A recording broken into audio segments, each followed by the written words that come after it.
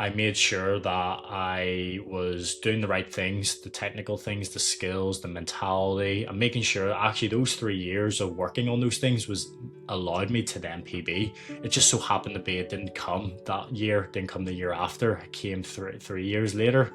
But swimming is very patient. You have to be patient in this sport, and it's a very hard sport to be in.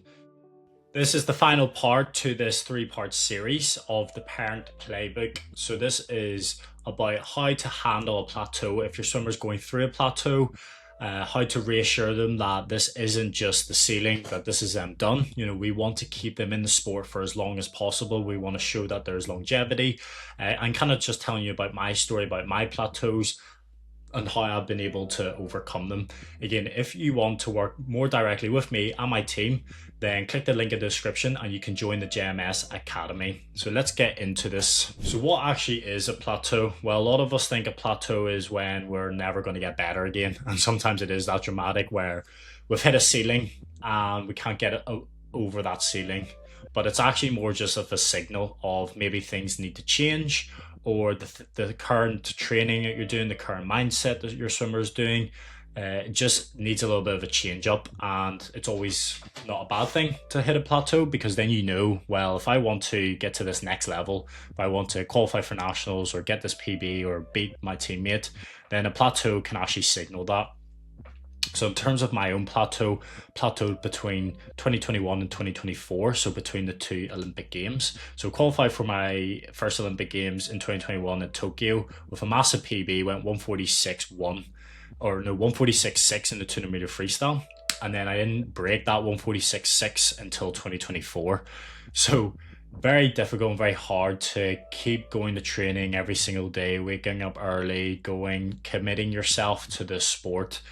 Making a lot of sacrifices, and you know your swimmer will be going through the same thing if they have to go get up at 5 a.m. like yourself and drive them to training. They train, then they have to go straight to school and then back to training. You know, doing that and not seeing any like PBs is a really hard thing to do, but it's actually just like a mindset. It's not that your body is done.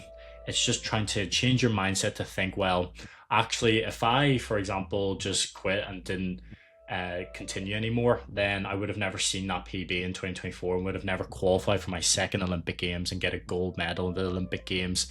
And I'm still progressing even more now since 2024.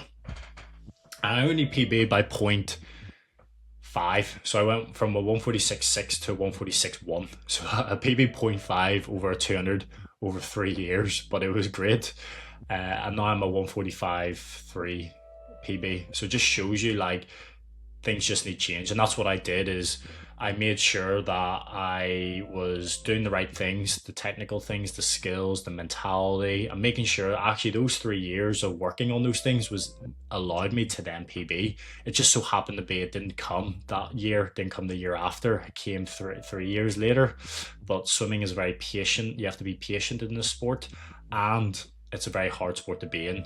So the signal is basically telling your swimmer's body that they might need to adapt to doing different things, because what they're currently doing, they might have just done it for so long. Again, just doing the same thing is actually just hard to produce different results, because you're just doing the same thing, so expect same results. The system needs to change. That doesn't mean that their effort isn't there. That doesn't mean that they don't want to swim, they don't want to get better. Like that's a entirely different situation. They probably do, but it's just the things that they're doing or the mindset they're in is just needs a little bit of a change. Really focusing on the skills and mindset, because they can work really hard. Every swimmer works really, really hard. We all get up and go training. We all put in a lot of effort, but actually the difference between someone who is in a plateau and to get out of it is to change your skills and your mindset. So training hard is worse, because sometimes we think, well, if we're in a plateau, we have to train harder, we have to do more, and that's kind of where then the burnout comes. That's when they're in a plateau now, your swimmer, and now they're putting all this more effort and more training in, and that they burnt out mentally. So actually now they're physically burnt out, they're mentally burnt out, and actually that plateau just gets worse and worse and worse. So because when you're doing more volume, without the right system, you're basically just reinforcing the same mistake faster. Fatigue obviously increases that burnout, so the technique breaks down. We're not focusing technically anymore, and swimming is a very efficient based sport, and the times then get slower and not faster. And then that's when the confidence then drops. Swimmer starts to believe that they're doing everything wrong, or their coach is doing something wrong, or their training is wrong. And actually, it's not all that. It's just trying to fix those smaller, minor things that everyone can do in their own current training club, their own current training system. It's not that the system is broken. It's just the things within that system need to be refined, basically. And this is what I did. So changing your mindset first is the key message here, is making sure your swimmer understands that they're in a plateau, but it is possible to get out of it. It's always possible to get out of it. We just don't know when yet. So being patient, changing your mindset in terms of, right, let's not be so negative and let's try turn things into a positive by looking at like a small win. So what I mean by that is, if they go to training, they might not have a great training session, they haven't hit their times that they want to do, they can still work on something in that session, whether it's a faster turn, whether that's one extra underwater fly kick, whether that's focusing on their drills. Like these small wins over time, if you build that up, that's what's going to give them the confidence, and that's what's going to help change their perspective and have that mental shift. Then it makes all this other stuff easier, like the technique, because if they're in a better mood, they know what to concentrate on, they know what to focus on, then the technique stuff becomes really easy, because then they're more open to change, they're more open to learning.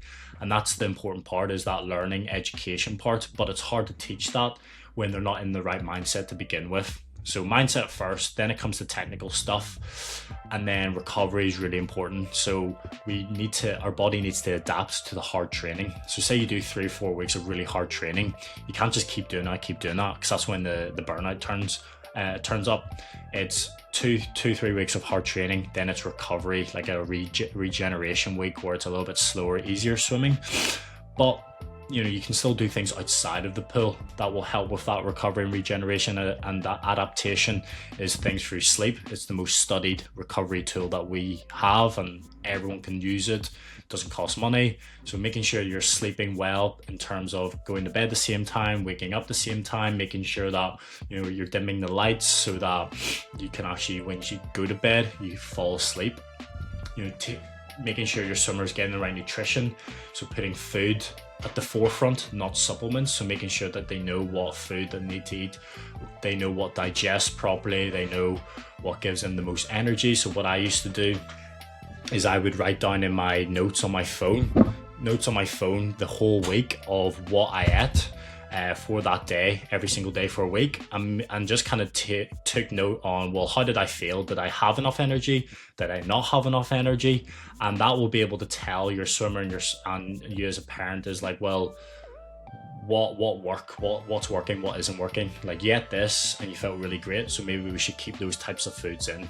And stretching, things like our static stretching before bed, that's what I would do, is just kind of do a stretching routine before going to bed, because this relaxes the heart rate, it increases your melatonin, and it just really helps with that sleeping at that stage. So again, really quick video on all that. We have a lot more detail. We go through this on our weekly group calls. We have 3 weekly group calls, and if you want more direct access to myself and the team inside of the GMS Academy, you can hit the link in the description or give me a message on Instagram. But I hope that was really helpful, and I'll see you in the next series.